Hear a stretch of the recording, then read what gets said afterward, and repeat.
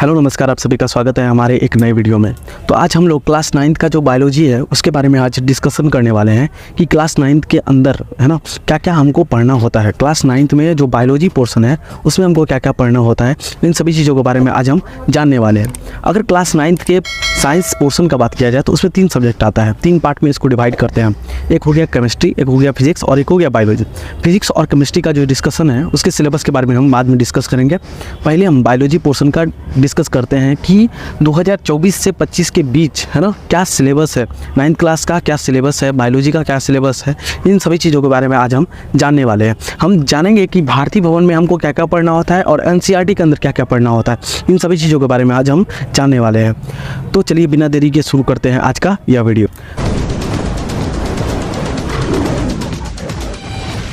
तो पहले हम देखते हैं कि भारतीय भवन का जो बायोलॉजी है उसके अंदर हमको क्या क्या पढ़ना होता है, इसके बारे में हम जानते हैं कि बायोलॉजी के अंदर कौन कौन सा चैप्टर आता है, इसके बारे में हम जानते हैं। पहला चैप्टर हमारा क्या है भारतीय भवन के अंदर, कोशिका जीवन की आधारभूत इकाई।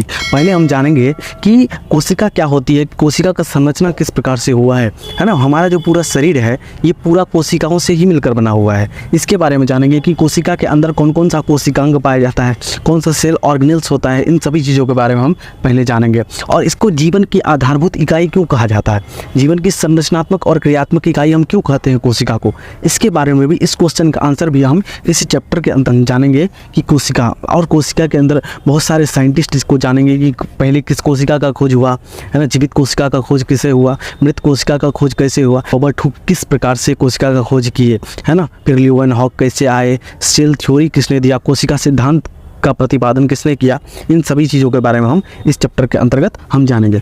दूसरा चैप्टर क्या है हमारा, उत्तक है ना। उत्तक, अगर बहुत सारी कोशिकाओं को अगर मिला दिया जाए तो क्या होगा, उत्तक का निर्माण होगा है ना। तो उत्तक और टिश्यू के बारे में हम जानेंगे कि उत्तक क्या होता है, कि बहुत सारी कोशिकाओं को मिलाने के बाद जो चीज़ तैयार होता है उसको उत्तक कहते हैं हम। अगर हमको कभी घर बनाना होता है तो घर बनाने से पहले हमको क्या चाहिए, ईंट चाहिए है ना, ईंट चाहिए, ब्रिक्स चाहिए।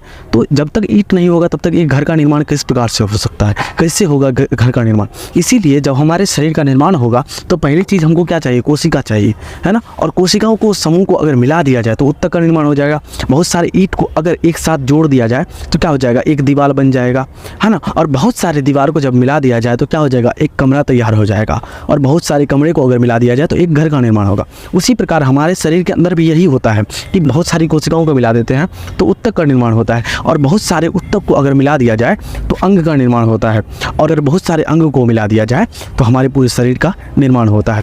तो जिस प्रकार एक घर का निर्माण होता है उसी प्रकार हमारे शरीर के अंदर इसका भी निर्माण होता है। तो पहले हम कोशिका को जानेंगे, फिर उत्तक को जानेंगे कि बहुत सारे उत्तक होता है, उत्तक का बहुत सारा टाइप्स होता है, उत्तक में कौन कौन सा उत्तक का क्या कौन कौन सा प्रकार है, इन सभी चीज़ों के बारे में जानेंगे। एपिथेलियम उत्तक जानेंगे, क्यूबाइडल उत्तक को जानेंगे, बहुत सारा उत्तक है। ठीक है, ये बात। तीसरा चैप्टर क्या है हमारा, तीसरा चैप्टर है जीवों में विविधता है ना। हम एक जीव से दूसरे जीव के अंदर जो विविधता है ना, जैसे हम हैं और बिल्ली है, हमारे और उसके बीच में क्या डिफरेंस है, इसकी विविधता को जानेंगे।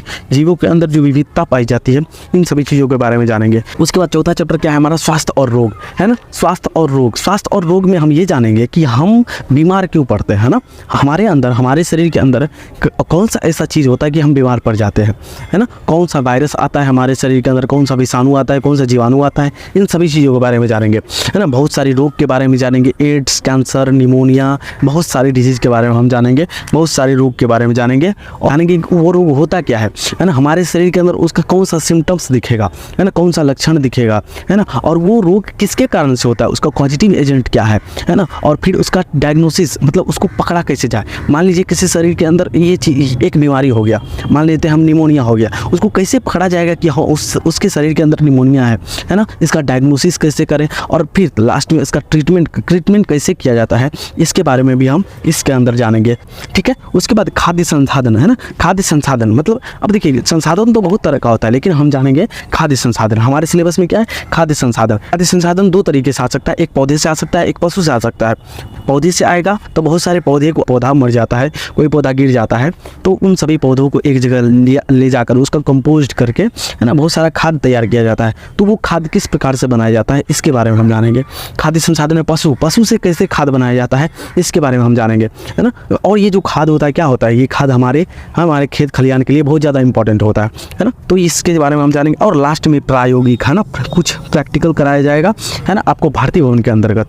ठीक है, तो आप इस वीडियो में लास्ट तक बने रहे, आगे और डिस्कशन करेंगे कि एनसीईआरटी में हमको क्या क्या पढ़ना होता है ना। उसके बाद हम देखते हैं कि एनसीईआरटी के अंदर, ये तो हो गया भारतीय भवन है ना, भारतीय भवन का अलग पब्लिकेशन है और ये सबसे उत्तम बुक है, सबसे अच्छा बुक है।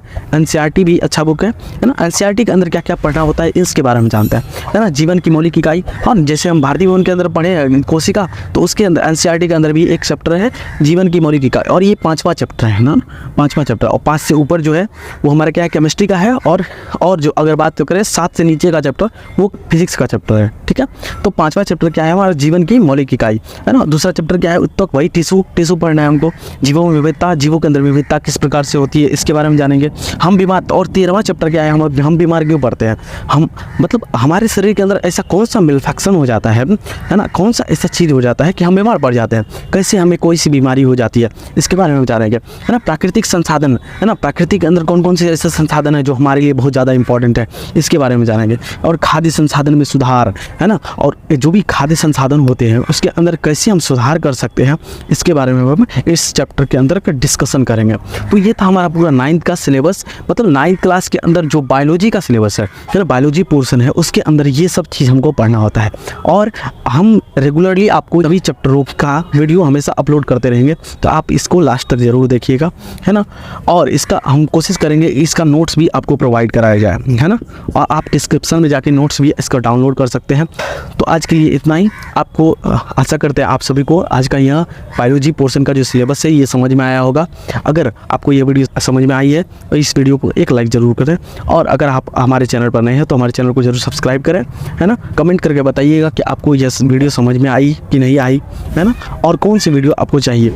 और पूरे सिलेबस को अपने फ्रेंड्स के साथ ज़रूर शेयर कीजिएगा ताकि आपको पता है और उसको भी पता चले है ना। तब तक के लिए इतना ही। जय हिंद, जय भारत।